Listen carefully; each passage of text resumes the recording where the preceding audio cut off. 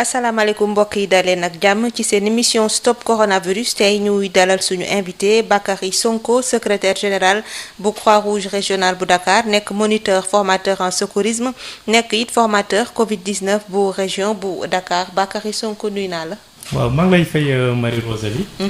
di am mbégte di nuyu auditeur u Sud FM yëpp di leen jaajëfal voilà na nga ko waxee noonu la maa ngi tudd Bakary Sonko. nekk secrétaire général bu région bu Dakar mais en même temps di moniteur formateur en secourisme nekk tamit également formateur Covid bu région bu Dakar.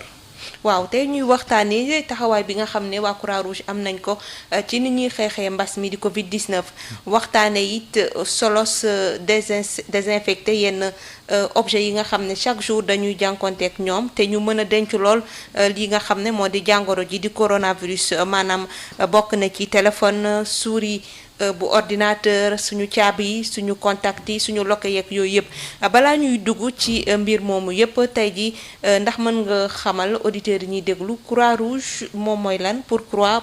Croix-Rouge sénégalaise. voilà merci bu ñuy wax Croix-Rouge dafa nekk benn institution humanitaire bi nga xam ne que ne boo xoolee fa mu tàmbalee ñu ngi ko créé en 1863 création 1863 la boobu mooy. Le comité international de la Croix-Rouge maintenant bu ñu koy tënk rek fii ci Sénégal la Croix-Rouge sénégalaise ñu ngi ko créé en 1963 moom lañ ko créé fii au Sénégal mu nekk une Croix-Rouge sénégalaise maintenant boo xoolee par rapport ak mission dafa nekk non seulement institution humanitaire mais tamit dafay jàppale képp ki nga xam ne kenn dafa nekk ci jafe-jafe. voilà beneen bi mooy bu ñu xoolee tamit organisation am tamit comme organisation yëpp rek comme réew ni muy doxee organisation Croix-Rouge dafay tàmbalee ci niveau bu gën a tuuti bi mooy niveau local bu ñu jógee ci niveau local bi ñëw ci niveau départemental bu ñu jógee niveau départemental dem niveau régional après dem niveau national voilà loolu moo tax mu nekk institution bi nga xam ne dafa daje dëkk bi yëpp. fépp fi nga xam ne que ne jaar nga fa fépp fu nga xam ne que ne dem nga fa dañ ko gis institution Croix-Rouge maintenant nag la nga xam ne que ne nag moom lañ leen gën a xamee wala la nga xam ne que ni moo ëpp ci la muy def mooy wàllu secourisme waaye nag ci biir wàllu secourisme boo xoolee génnul ba léegi santé donc lépp lu nga xam ne que ne dafay yëngu ci wàllu santé rek am na ay formation yoo xam ne que ni dañ ko diversifier biir Croix-Rouge yoo xam ne que ne mën na permettre suñuy élément ñu laal ci ay activités yu bari. waaw kon nag auditeurs yi mën nañu bokk ci waxtaan bi bu ñu wootee ci 88 628 98 98 ñu gis ne waa Croix-Rouge dañu impliqué wu torop ci riposte bi nga xam ne moom la ñuy def ngir jële fi feebar bi mën nañu xam implication boobu kañ la door kañ ngeen tàmbali dugal seen loxo ci xeex bi ñuy xeex mbas mi. voilà merci parce que mbas bi ba mu tàmbalee fii au Sénégal je veux dire sax bañ koy dégg fii au Sénégal. comme ñun nous sommes des auxiliaires des pouvoirs publics l'État dafa mettre woon en place benn comité national lutte contre les épidémies maintenant comité national lutte contre les épidémies boobu dafa regroupé woon pàcc yépp ñi nga xam ne que ni war na leen mën a soxla pour xeex mbas bi voilà depuis boobu la Croix-Rouge impliqué wu ci mbir mi parce que foofu am na suñu représentant bu fa nekk mais maintenant au niveau régional tamit également dafa amoon benn cellule de lutte contre les épidémies régionale de lutte contre les épidémies boo xam ne que ni gouverneur bu moo ko piloté woon man ci laa bokk mais amoon na tamit beneen superviseur bu kii point focal bi ma délégué woon muy monsieur Diaw ma koy remercier de passage parce que comme temps yi maa ngi nekkoon ci formation yooyu noonu moom moo ma fa représenté woon moo tax moom moo nekkoon point focal Covid mais n'empêche lépp rek ci participation au niveau régional bi ci man la centralisé wu. waaw léegi bi ngeen ci duggee naka ngeen ci duggee est-ce que parce que tey ji gis nañ ni tasaareewu ngeen yéen a ngi fëpp. mais ci première ci premier cas yi ñu signalé ci ngeen commencé dugg wala il a fallu ñu dem ba cas yi commencé bëri ñu woo leen en appoint bi ngeen demee lan lañ leen njëkk a sant ci liggéey. voilà xam nga au début la Croix-Rouge comme mbas la bien vrai que ni am nañu ay formation yoo xam ne que ni jot nañ ko am ci biir Croix-Rouge mais mbas mi dafa beesoon pour ñëpp. Dans un premier temps suñuy responsable ñi nga xam ne ñoo nekkoon ci kaw may nuyu le président madame Bafou de passage ak son secrétaire général Modou Sonko dañu ne woon balaa que bépp volontaire du wàcc sur le terrain il fallait que ñu am une formation d'abord mais formation bi comme ñun la suñu biir il fallait que ñu former les formateurs ba pare maintenant les formateurs yi nga xam ni que ne ñoom lañu njëkkoon formé te man ma bokkoon ci ñun après dañoo wàccoon au niveau départemental pour dem former les éléments avant que ñuy dugg ci mbas mi parce que ñu ñëpp xamoon nañ ni que ne lii nii du la nga xam ne que ni da ngay ñëw rek demee ci noonu waaw parce que boo ci sooboo noonu te xamoo ci li ngay soobu lan la mën nga ci loru beneen bi tamit également suñu autorités yi tamit bindoon nañu ay notes wàcc ko wax ni que ne ci wàllu mbas mi nañu fexe bu mu am benn action isolée parce que boo amee action isolée donc lépp li nga xam ne que ne am na doo ko mën a contrôler doo ko mën a maîtriser te comme lépp dafa centralisé woon au niveau ministère parce que kenn moom moo waroon wax mooy ministre beeg yooyu il fallait que tamit ñu jéemoon am benn contrôle ci suñuy éléments yi nga xam ne ñu ngi wàccoon sur le terrain ñu ngi wàcc ñu ngi sur le terrain moo tax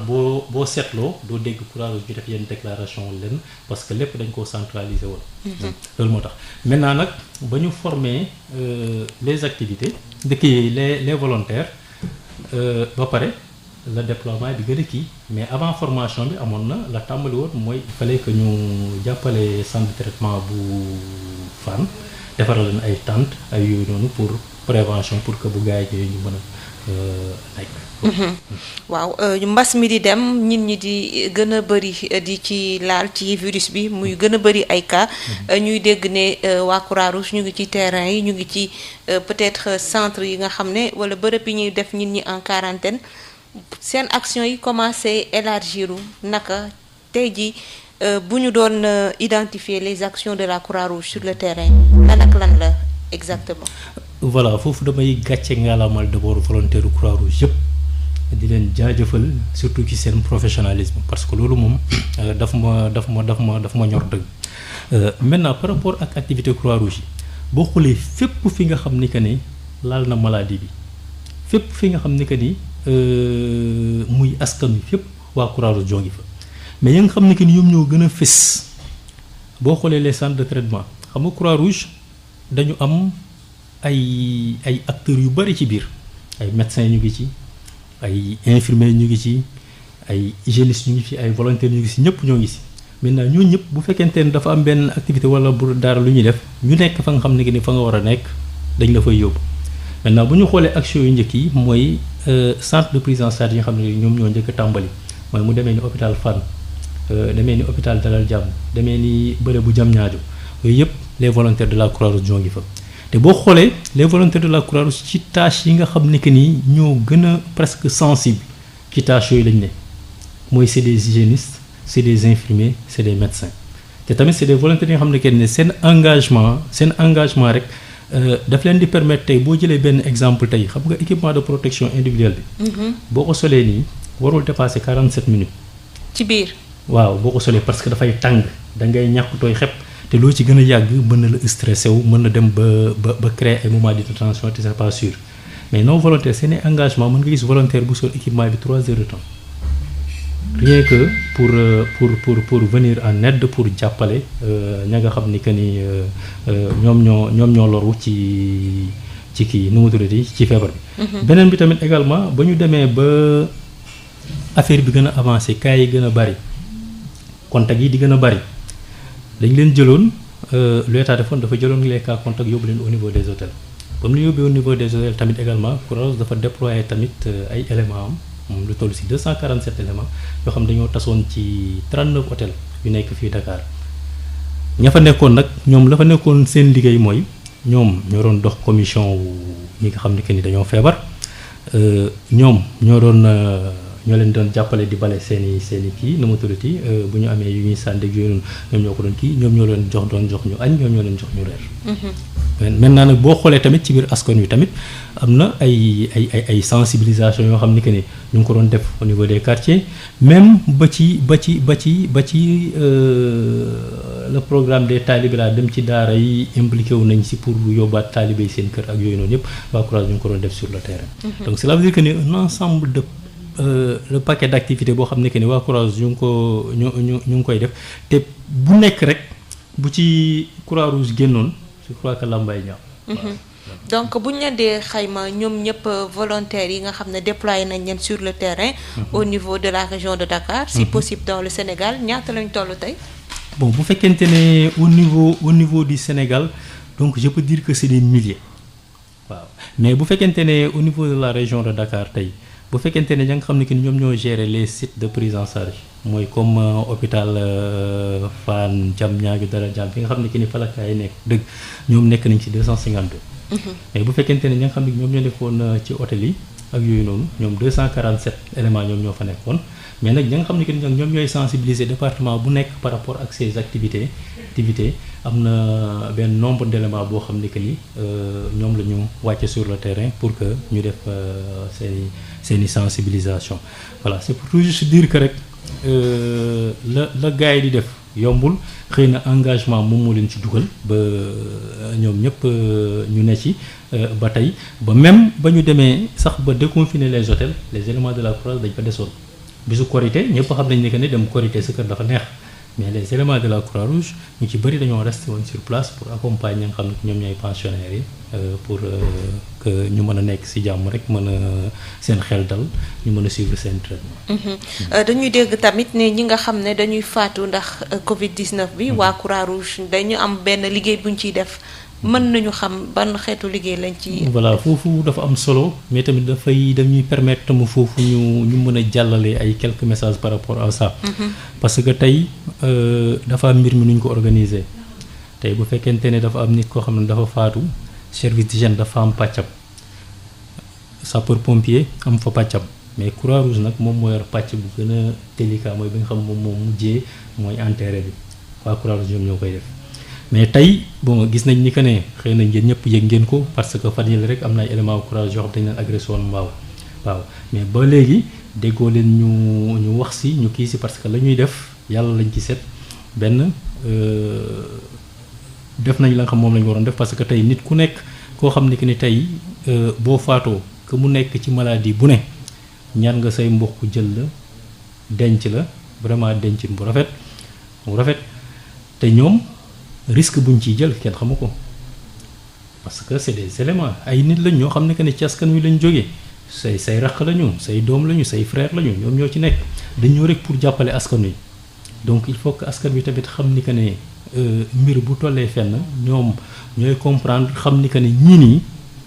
du dara dañu xool la nga xam ne que ni ñoom buñ ko deful boo naree wut ñu koy def du bari de. mais ñoom ñoo engagé wu pour def ko donc nit ñi dañ leen ci war a jàppale surtout à tous les niveaux même par rapport ak matériel bi nga xam ne que ni moom la ñuy utiliser bu ñuy dem ak yooyu neen yëpp des fois dafay am ay insuffisance mais n'empêche ñoom seetuñu ci loolu dañuy dem jusqu'au bout ci enterrement yi te je vous dis que ni enterrement Covid yi ngay dégg fii Dakar yëpp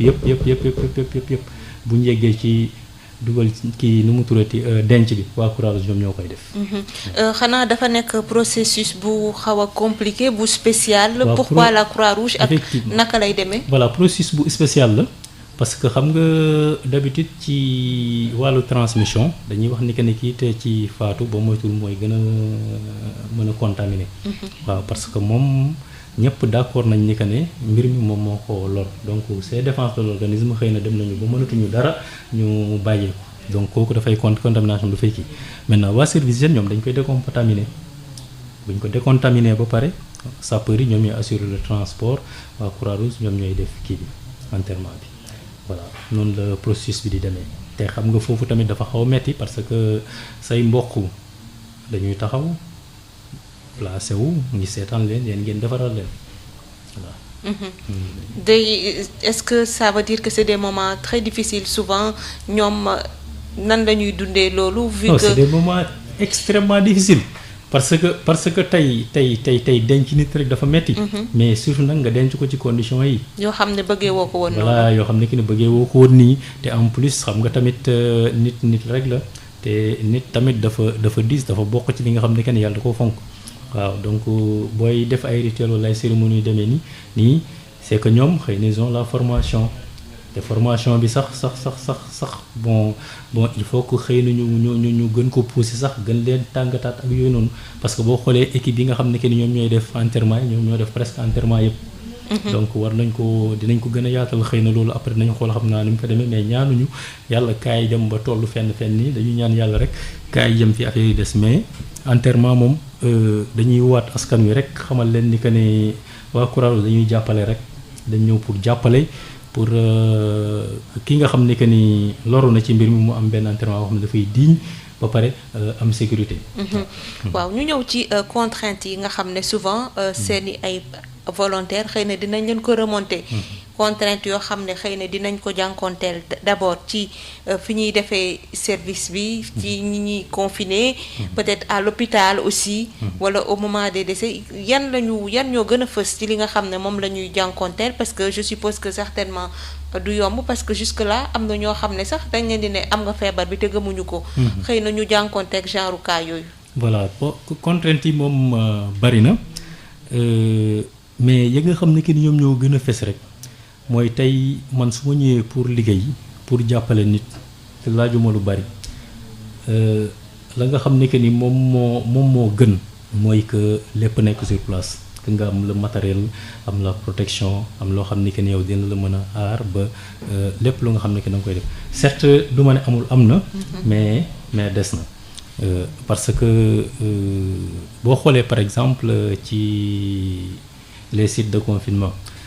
parce que ci biir organisation bi xëy na état dafa am nu mu ko doxalee woon waa région médicale ñoom ñoo géré woon la nga xam ne que ni mooy les sites de confinement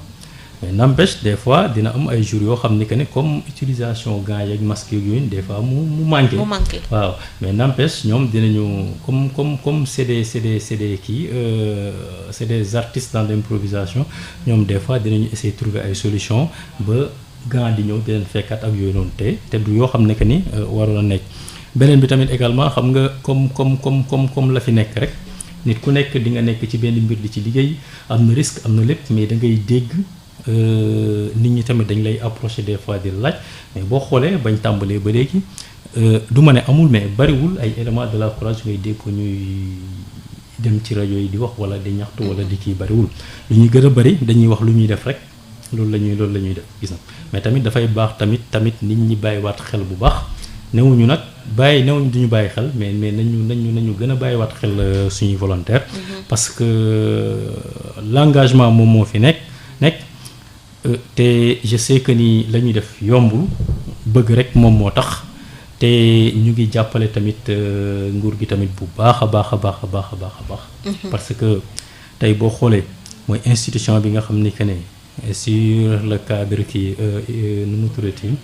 des ressources humaines da cee bari le tey lépp lu nga xam ni que ni tey manqué na état bi rek gars yi dañuy tapé tey boo xooloon tuuti rek ci statistique dalal jàmm rek on a 45 éléments de la Croix-Rouge yu fa nekk dalal jàmm kese ci centre de prise en charge bi boo xoolee Dantec 30 ñoo fa nekk c'est des hygiénistes donc ainsi de suite ba ci hôpital principal on a 29 éléments yi nga xam moom moo fa nekk te boo xoolee ñoom ñëpp mooy 252 yi ma la doon wax léegi ñoom ñoo fa nekk donc moindre des choses mooy que nit ñi jàppale leen je sais que ni suñuy njiit bon ñu ngi koy dox ñu ngi koy wax fañ ko war a waxee xam naa daal état bi tamit xam naa sensible na parce que xam nañ lu Croix-Rouge di def te je sais que ni dinañ def de sorte que ba lépp lu nga xam ne que ne war nañ ko jàppale volontaires yi war nañ ko def ak ñoom xam naa ñu justement volontaires yooyu toll ci 250 ñu déployer leen ci centre de traitement yi fi Dakar yan moyens la ñu mettre à leur disposition logistique est-ce que dañ leen di yóbbu di leen di indi est-ce que dañ leen di fay au même titre que les médecins qui sont là-bas de garde ak infirmiers yi est-ce que dañuy am prime de risque yi nga xam ne annoncé woon nañ ko comme ñi nga xam ne tam ñoom ñoo nekk au premier rang parce que tamit ils sont au premier rang de la riposte. effectivement waaw xam nga comme d'abord ñun suñu kii bu njëkk volontariat la mais n'empêche tamit am na ci loo xam ne que ni moom moo ko conditionné moom moo ko sabab. waaw donc am na ay prime yoo xam ne que ni moom laa doon wax léegi jot na ñëw bon xëy na jàpp nañ ni que ne néew na waaye ñu ngi ci ñu ngi. mën nañ xam par prime yi. wala c'est confidentiel prime yi par personne. Bon prime yi donc bu fekkente ne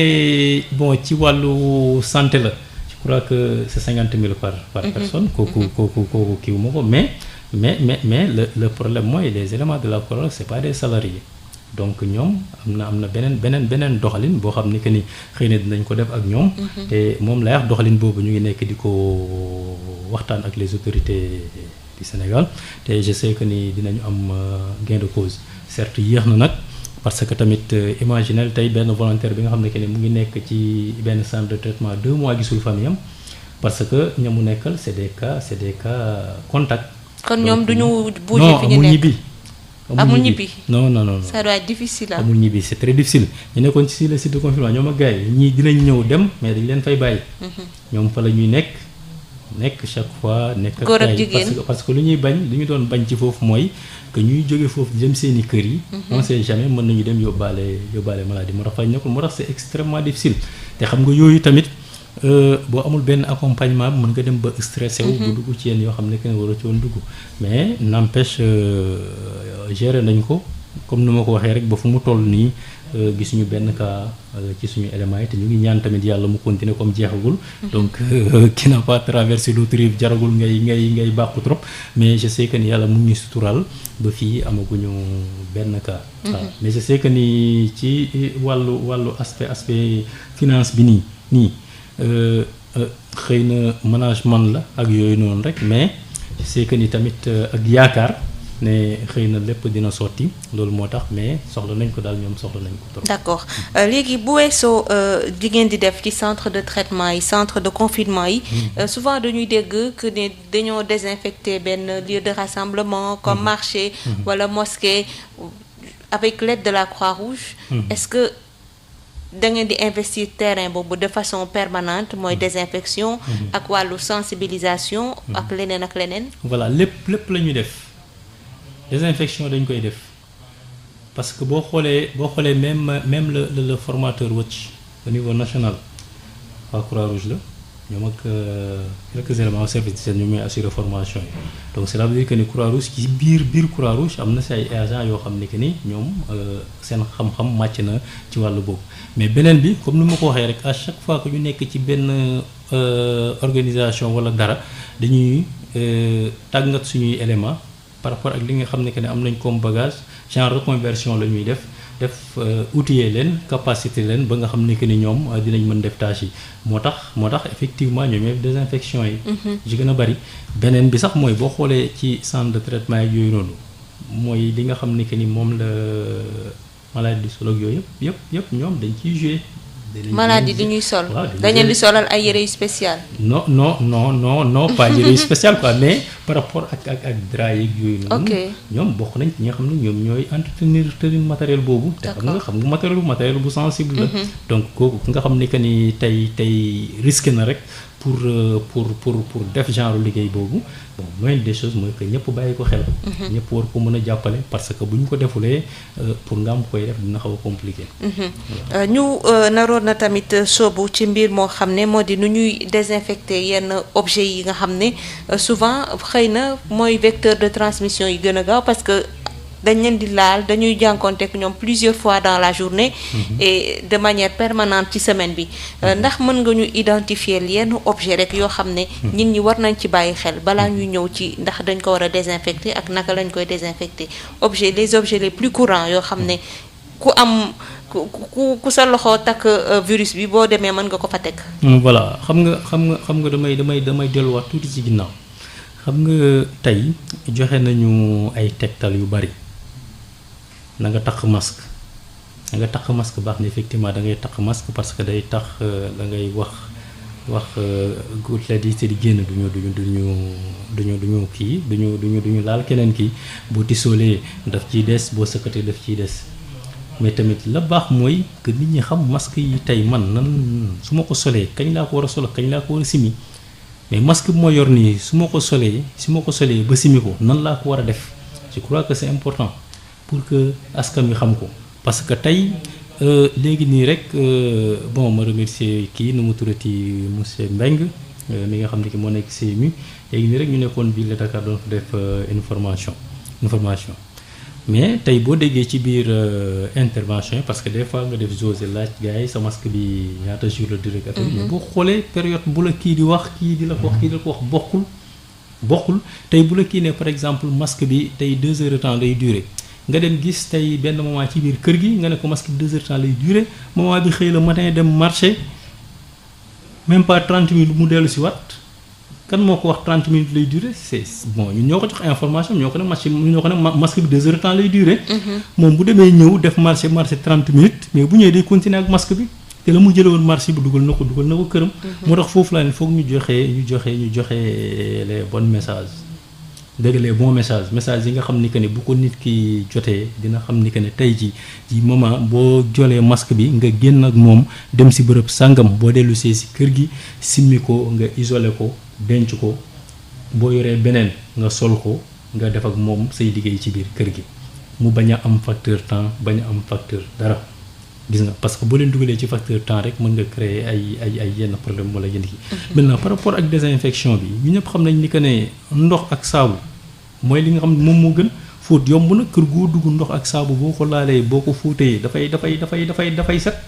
mais boo naree dugg ak ñoom par exemple ci wàllu da nga koy javeliser alors que yow gis nga ni que ne masque yu gars yi di sol dañuy gis yoo xam ne dafa yëbb dañuy façon kii bu nekk mën nga di faj jàngoro ba créer nit ki beneen jàngoro. moo tax je crois que yooyu c'est des messages simples maintenant nag par rapport ak utilisation yenn objets yi bu demee ni portable ñun ñëpp xam nañ ni que ni kenn mënul passé wu ci sa portable waaw te am na sax bon lu gën a bon mooy tey mën nga dem sax sa kër sa doom téye ko. wala sa dëkkandoor wala sa dara alors que portable bi fooy dem daf lay topp te chaque fois booy raxasu da nga koy teg parce que bëggoo mu tooy parce que bu tooyee dafay yàqu doo ko raxasoo donc kooku mën na jox nit ñi ay astuces yu simple bu fekkente nit ki par exemple am na alcool gel mu laal ko ci téléphone bi fomp ko du dugg fenn du yàq dara désinfecté na téléphone mais ba nga xam ne ki moom moo gën a yomb te moom ci kër yëpp tey boo jëloon tey sa benn pot ndox nga jël kubéeru eau de javel doo ko feesal tuuti rek nga ciy def mu digg nga sotti ko ci biir crampé sa morceau wañ ko ba mu wow koŋ mën nga ko fompee sa portable fompee ko sa kii nu mu tuddati sa ordinateur boo ko fompee mu set lokkee kër yi nii lokkee néeg yooyu yëpp mën nga koy fompee maintenant nag benn boo ma xaw a jaaxal studio bi fii man ak yow ñoo fi nekk. man mi nga xam ni que ni damay def ay visite de terrain dem seeti gars yi mais fii dafa fermé wu hermétiquement. waaw certes sol nañu ay masque waaye condition bi moom wax dëgg fa yàlla moom condition bu neex a dund la te je sais que nu mu neexee dund nii xam naa noonu la virus yi tamit neexee dund. donc tamit dafay baax tamit. studio de production yi de temps en temps. ñu koy désinfecté parce que nit ku nekk itam moo fi dugg te yéen. micro yi voilà lu ci gën a bari boo leen ciy dugg boo leen di invité ña nga xam ne que ñoo jege mbir mi ngeen di invité. donc yooyu itam dafay baax parce que micro yi moom je sais que nii xaw ma yan façon micro mais gis naa ñoo xam dañu jël ay mbuus di ko ci def xaw ma ndax mbuus boo ko ci defee dina empêcher wax bi génn bu baax wala mais je sais que ni comme nu ma ko waxee rek tey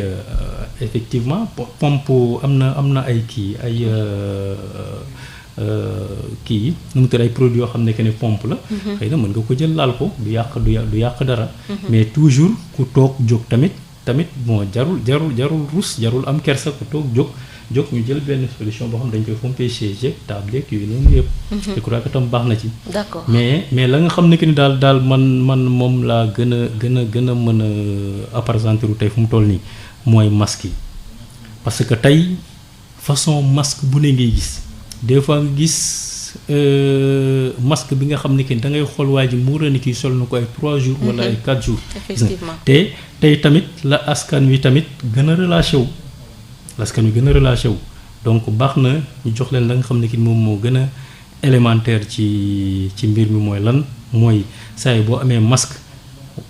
boo génnee ak moom jéemalu beneen moo tax ku nekk dafa war a am au minimum 3 masques. je crois que c'est important boo amee ñetti masque di nga sawar di jël bi bàyyi bi ak kii mais bu fekkente ne benn masque rek nga yor da ngay obligé di ko yor toute la journée te c'est un peu dangereux. te tamit ñu ngi dugg nañ ci nawet ba pare mu nekk climat bu favorable boo xam ne dafay peut-être yombal prolifération yenn virus yi bactéries donc mënuñu xëy na war nañu mën a njott ne noonu la mën a demee ak virus bi di coronavirus. ñu war di aérer naaj amul fan yi est-ce que loolu mën na gën a yokk facteur de transmission. je sais pas facteur de transmission moom luñ ci gën a gis mooy les mesures barrières yi nga xam ni que ni moom la ña seen xam-xam màcc ci wàllu mbir mi. wax mooy nañuy sol masque di raxas suñuy loxo di respecter distanciation sociale yi. ba pare surtout di aérer et di bañ rassemblement ak affaire yooyu noonu yooyu moom lañ njëkk wax mais certes fan la danger bi nekk mooy xam nga ci mbas mi. yaram bu tàng da cee déterminant dañuy faral di gis nit ñi yor ay thermoflash te boo xoolee période nawet bi fa mu gënee dangereux mooy période palu tey nit ñi ragal nañ dem hôpital te c'est l'occasion de dire tamit à la population que ni ku feebar na nga dem faju ci hôpital parce que du nit ku yaramam tàng rek moom moo corona certes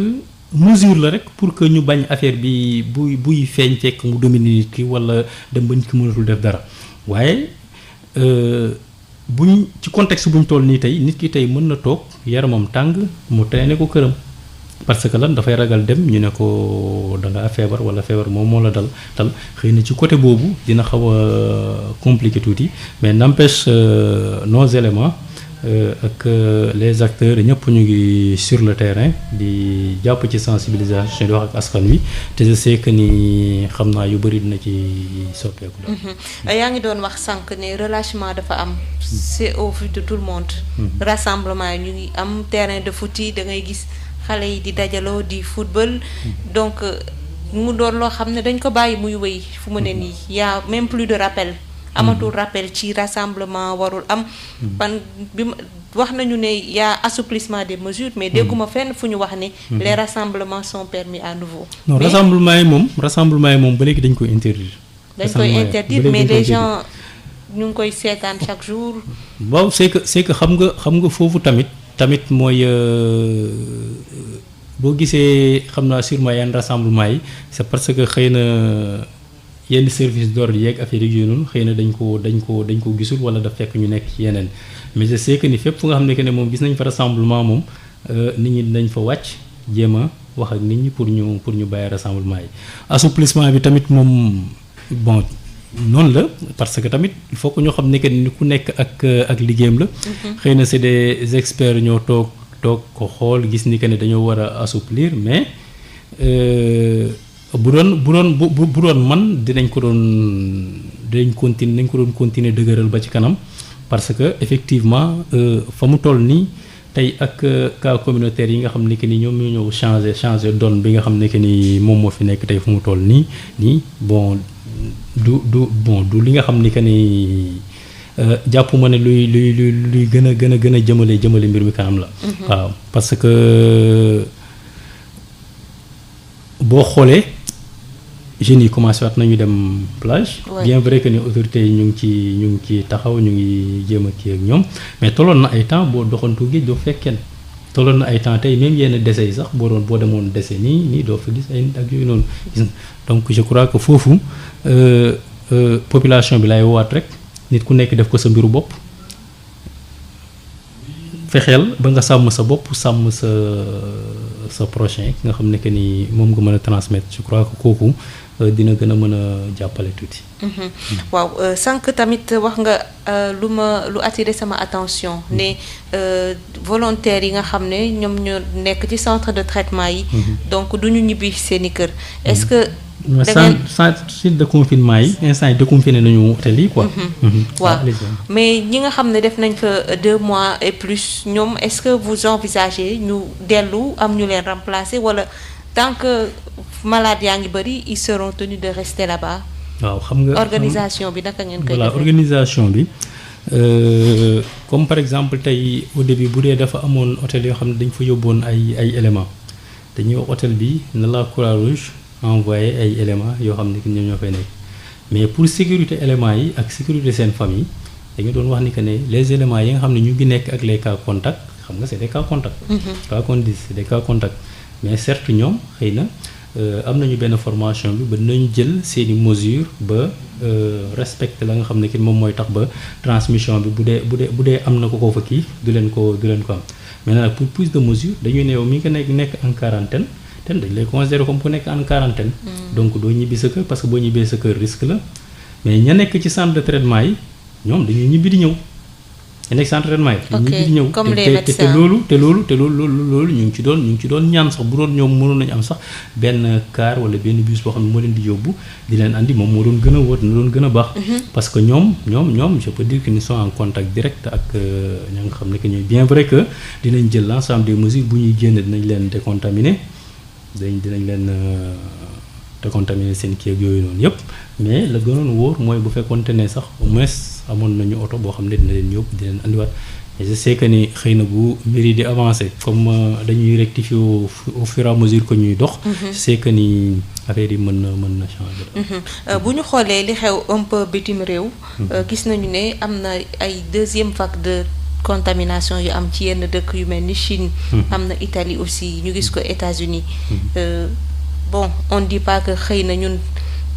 dinañ ci delluwaat mais est-ce que bu ñu continuer ci relâchement bi ñu demee est-ce que dinañu romb première vague bi sax bay. effectivement kii bay wàcc bay delluwaat ci deuxième vague. xam nga par rapport ak comportement yi xam ne ki moom la ñu am nii bu dee dañuy wax dëgg osé rek mooy mbas mi jógee gu fi bu dee comportement yi te ñuy gis nii mooy mbas mi jógee gu fi beneen bi mooy il n'est pas dit que ni nit ki tey bu amoon feebar bi léegi ba mu wér il est immunisé non. tey bu nekkaatee en contact ak askan wi bu nekkaatee en contact ak doomu jàngoro ji da koy amaat day delluwaat te su boobaa beneen affaire la. loolu moo tax je crois que daal la population moom moo war a gën a conscient parce que tey même bu dee man gëmuma sax mais dina màtte ak du màtte bu ci dugal sa loxo. dugal sa loxo jéemal respecter lépp lu nga xam ne que ne ay mesures la rek yàqul dara. te tey xam nga bu nit ñi di xool tey ña nga xam ne que ne muy ay nit ñu am daraja fii ci dëkk bi ci demee ni ay Touba ay Tivaouane ay yooyu mais ñooñu rek boo xoolee dañ jël yenn mesures yi te pourtant am na ci ñoo xam ne que ne ci ñoom la ñuy xool ñooy seen idole ñoom la ñuy xool nu ñuy doxale ñu koy doxale donc mais ñooñu rek boo gisee ñuy jël yenn mesures yi waroon na pousser tamit yow nga mën a jël say mesures par rapport à ça. je crois que loolu tamit bon ñu ngi def suñu kéemte lay kattan mais tamit dara jombul la jombul Chine parce que boo xoolee xam nga mbir mi tàmbalee Chine kese la woon. tey ñun ñëpp ñu ngi nii ñoom ñoo nekk ci ay problème chinois yi nga xam ñoom ñoo gënoon nekk ci ay problème sax xëy na ñoom ñoo gën nekk à l'aise léegi ci mbir mi donc rek kii bi ngay wax nii sànq ne nit ñi am ko amaat ko jombul kenn. donc il faut que ñu jël les mesures rek. mais nee nga bu fekkente ne ñu ngi continuer ci dynamique bi. mooy du fi jóge. mais est-ce que gëm nga ne y a quelque chose boo xam ne autorité mën nañ ko def ba nit ñi soppiwaat doxalin parce que je pense que comme relâchement bii nii dafa commencer réconforter ñu bari et ça m'étonnerait que ñu génne fi un discours boo xam ne dina tax nit ñi delluwaat reconscientiser waat parce que bu dañu nekkoon ci dynamique boo xam ne xëy na ragaloon nañu jëloon nañu ay mesures di moytu wante ñu dem ba démystifier dafa mel ni ñoom ils se disent que bon sama xalaat bu gàtt dañoo démystifier coronavirus donc tiitalatu leen jaralatu leen dara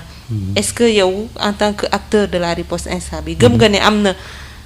benn discours bu ñu mën a wax rek nit ñi delluwaat ci la ñu ne woon avec beaucoup plus de prudence gën a yokkaat seen mesures yi ñu doon def. waaw bon ba si njëkk mooy boo xoolee xëy na dëgëral bu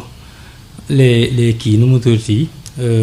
police gendarmerie xëy na defoon man je vois que ni xëy na moom moo tiitaloon gaañ yi ba gaañ yi xawoon ragal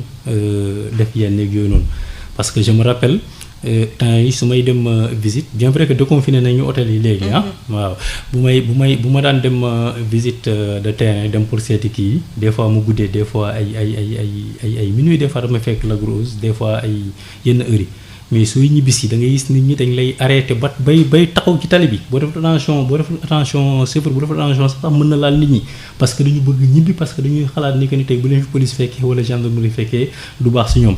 non mais tey jii relâchement bi am na gars yi bëri xëy na delluwaat nañ ci yeneen pratique yi mais tam boo xoolee tamit ci nu affaire yi di évoluer gars yi tamit changé nañu tuuti doxalin parce que léegi l'approche léegi les communautaire waaw léegi dañu ne askan wi seen bopp dañ jëlal seen bopp en charge les mesures xool naka lañ koy moytoo ak yooyu noonu moo tax fu mu toll nii il faut que gars yi gën a doolelaat les acteurs yi nga xam ñoom ñoo nekk sur le terrain yi demee ni waa Croix-Rouge fa lañ war a doolelaat parce que ñoom ñu ngi wàcc di def seen activité ak yooyu te yemul foofu am na yoo xam ne que ne sax dama ko fàtte parce que Croix-Rouge def na fi distribution bu 37 500 tonnes niveau national. xam ne que ni envoyé kii na ko nu mu tudd séddale na ko ay personnes démunies mais en même temps tamit 7500 tonnes de sucre tamit yoo xam ne que ni maye nañ ko ci koor gi passé. donc cela veut dire que ni xëy na tey bu ñu doolelee tey les acteurs yi nga xam ne que ñoom ñoo nekk sur le terrain di liggéey def sensibilisation yi xëy na dinañ gën a mën a laal askan wi ba askan wi gën a mën a yeewu gën a mën a conscient. c'est vrai am na ay initiatives communautaires yu bëri yu ñuy def. ci communes yi ci quartier yooyu est-ce que Croix-Rouge tamit da ciy bokk wala ñoom ils sont sous vos ordres ci seen i ay directives rek la ñuy topp. bañ a am seen initiative bopp ci seen localité. pour def yenn action yi. waaw bu dee ci mbirum Croix-Rouge moom c'est bien organisé. parce que tey bu ñu ne woon par exemple fii tëll rek en tant qu'élément de la Croix-Rouge amoo droit dem il faut que nga delluwaat parce que y a une organisation bu ñu demee il faut que ñu mettre en place benn système de riposte boo xam ne que ñëpp dañ ciy tënku ñu wàcc def ko mu jeex mais tey bu fekkente ne benn gox au niveau local comme par exemple tey rek au niveau régional parce que mairie ville daf fi bëgg dajale les acteurs communautaires pour que ñu xàccandoo dóorandoor par le biais du président Mbengue mu convier ñu niveau régional ñu ñëw xool ensemble ñu ngi nekk di waxtaan di xool naka la ñuy boolee suñuy force ak yooyu mën na nekk mais bu fekkente ne nit ki par exemple dafa jëm en tant que Croix-Rouge ni rek mu dem participer ci benn activité sans que comité am nekk au courant wala comité départemental wala kii kooku action isolée la def. donc la Croix-Rouge est bien organisée. voilà c'est très bien organisé waaw. La Croix-Rouge est bien organisée parce que boo xoolee tey par exemple tey le niveau régional c'est les départements les 4 départements yi nga xam ne ñoom ñoo nekk fii dans la région de Dakar. ñoom ñoo constitué la région. maintenant lépp lu nga xam ni que ni dafa am à Dakar la Croix-Rouge dafay tapé ci le comité départemental bu Dakar ba leen di remercier également au passage di leen nuyu dafay tapé ci comité départemental bu Dakar bu tapé comité départemental bu Dakar comité départemental bu Dakar dafay déployer ses éléments dem vers l'action maintenant bu comité départemental bu Dakar demee ba gis ni que ne par exemple les actions yi nga xam mu ngi koy def ay volontaires am commencé nañu manque wala matériel mën na tapé par exemple ci comité départemental bu Pikine wala bu Guédiawaye wala bu pour ñu envoyer ko ay volontaires. parce que boo xoolee par exemple ci mbas bi Dakar y a 30 hôtels yoo xam ni que ni ñoom ñoo ko gérer tey bu dee hôtel bu nekk sax yi am na 10 personnes yi am na 12 personnes yi am na 5 personnes yi am na 7 personnes yi am na kii donc xam nga loolu lépp ce que ça fait comme ressource tey par exemple boo xoolee le département de Pikine ñoom benn hôtel kese la ñu amoon benn hôtel kese moom moo fa nekkoon par exemple tey ñooñu tey bu fekkoonte ne par exemple Dakar dem nañu ba soxla élément mën nañu tapé ci waa Pikine parce que waa Pikine amuñu xëy na benn hôpital boo xam ne que ni site de prise en charge la wala amuñu ay oto yoo xam mën na jël ay nit donc noonu la Croix-Rouge organisé woo mais lépp ñoom lu ñuy capitaliser sur le terrain dañ koy remonter au niveau régional la région yóbbu ko au niveau national. moom ngay gis mooy rapport yu gars yi di génne publication yu gars yi def c'est parce que dañoo synchroniser lépp lu nga xam ne que ni dañoo kii nu mu tuddati boole lépp li nga xam ne que moom mooy activité yóbbu ko au niveau national. juróomi simili yi ci des dañ ci waxtaanee bu ñu génnee ci mbas bi. buñ ci génnee ba mu jeex tàkk. yéen waa Croix-Rouge lan ngeen yaakaar ne di ngeen ko ci jëlee ci jàngat li ñuy wax les leçons apprises parce que on n'a jamais entendu autant parler de la Croix-Rouge. ci jamono Covid bi la ñu sentir en tout cas la ñu bëri xam luy njëriñu Croix-Rouge. parce que xëy na foogoon nañ ni affaire de rassemblement rek la joxuñu ko woon trop importance mais tey gis nañ importance bi Croix-Rouge am. buñ fi jógee ban regard la ñu war a amaat ci Croix-Rouge ban place la ñu war a joxaat Croix-Rouge ci système de santé Sénégal ak tamit acteurs yi ñoom nan la ñu war a gisee seen bopp. bon man je dis que waa Croix-Rouge lu ñuy def ci wàllu humanitaire gisuma benn organisation bu koy def ci wàllu humanitaire muy benn boo xoolee tey sur le plan sécurité alimentaire. waa Croix-Rouge ñoo nekk ci àll bi man j'étais à Bakel ma nekkoon point focal Bakel ci wàllu sécurité alimentaire donc mu nekk ay actions yi nga xam ne que ni c'est des actions fortes yoo xam ne que ni waa Croix-Rouge ñu ngi koy def boo xoolee fii par exemple ci activité de masse yi fi nekk yëpp muy ay nawetaan ay yëpp da nga fay gis ay éléments wu Croix-Rouge surtout comme ni ma ko waxee rek lu ci gën a bari. du ñuy ñaxtu comme ni ko gars yi defee ci télé yi ak yooyu noonu mais ñu ngi ciy dem parce que y a un chargé de la communication monsieur Fally Sadio xam nga ko Fally Sadio est-ce que newul woon fii sax. si monsieur Sadio waaw voilà je crois que moom mooy chef service kii nu mu tuddati communication information bu Croix-Rouge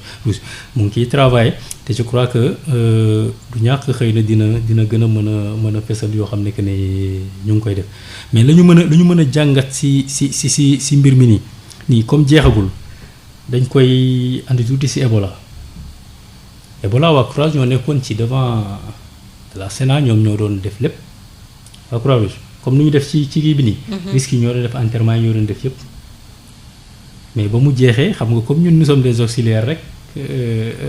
ñuy gërëm mooy ña nga xam ñoom ñoo fa nekk. mais xëy na nag ci bii nii dina changer. xam naa dinañu gërëm la Croix-Rouge baax parce que gis nañu lu ñuy liggéey te xam nañ ni que ne tey la muy liggéey nii entre guillemets c'est que ni moom rek moo ko mën liggéey fii ci Sénégal amul benn organisation parce que le volontaire de la Croix-Rouge bokkul ak beneen volontaire kii il a l'expérience kii c'est un technicien de premier secours d'abord dans un premier temps c'est un technicien de premier secours il est averti du risque de danger xam na ne tey fii nii danger bi bu amee nii ak nii laa ciy taxawee donc kooku loo ko dollil tuuti rek mu dem je crois que ñu ngi ci ñu ngi waxtaan ak autorité ñu ngi waxtaan ak ña ñu war a waxtaanal te je sais que ni dinañu gën a fullaal daal. mais daal la may ñaan rek mooy que lépp la nga xam ni que ni un volontaire war na koo am na ci autorité yi na ci ñëpp jàpp ba les volontaires jot li nga xam ne que ni ñoom loolu la ñu war a am parce que la ñu liggéey jar na lu ko ëpp waaw. loolu moom vraiment maa ngi ko ci beneen bi tamit je sais que ni du ma jóg di leen jaajëfal parce que liggéey bu ñuy def ci kon nag waxtu wi dab nañu Bakary Sonko secrétaire général bu Croix-Rouge régional bu Dakar. may fàttali moniteur formateur en secourisme. formateur it en Covid-19 bu région de Dakar. ma lay jaajëfal ci sa participation ci émission bi am na solo ak li ñu gën a xamal ci Croix-Rouge dina tax nit ñi gën a jox importance Croix-Rouge jox ko place bi mu yellool donc ma bàyyi la rek encore une fois nga sensibiliser waat. population bi parce que yàgg ngeen ko def te yéen a ngi wéy di ko def. voilà fu may mujjee rek mooy di ñaaxaat population yi den wax ni que ne nañu xam ni que ni feebar bi am na benn te beneen bi la muy conditionné moo xaw metti tey boo xoolee tuuti rek tey ci wàllu kaaw décès nit ku wàññeeku say mbokk duñ la jege waxuma sax say mbokk ba ngay feebar say mbokk duñ la jege parce que kenn du la seeti. nga nekk ci centre de traitement bu la yàlla mayee nga wér nga delluwaat say mbokk boo si jaaree faatu noonu distance boobu ngay am ak ñoom noonu ngay amee ak moom ba mu dem kon loolu ku nekk war na koo mën a xeex ku nekk war na koo mën daw bien vrai que ni jombul kenn mais ku nekk war na koo mën a daw donc beneen bi mooy que nit ñi ci regroupement yi yooyu noonu. vraiment bu ñu ko mënee bàyyi nañ ko bàyyi moom moo gën parce que les cas communautaires sont là kenn mënu la wax ni que ne man lii laa wala néew ma lii tant que defoo test bi pour ñu xam quoi. beneen bi je crois que je vais saluer mon président régional muy Ousseynou Badio na moom moo waroon toog fii mais comme man ma gérer tout ce qui est activité ak yooyu noonu mu toog lu moo tax maa ngi koy remercier bu baax di remercier tamit également l'ensemble des présidents départementaux des SG samay collègues maa ngi leen di nuyu yéen ñëpp di leen remercier di remercier également sama famille samay copains ñëpp monsieur Diaw mi nekk ci biti xam ne que ne vraiment ci lu ma ne mu ngi ci on travaille ensemble vraiment maa ngi koy jaajëfal di la remercier tamit di ñaanal Sud FM daal ci kaw sa kanam. amiin amiin jërëjëf Bakary Sonko may jaajëfal Assane Diouf mi féete woon ci machine bi di gërëm auditeurs yi jaa ngeen jëf.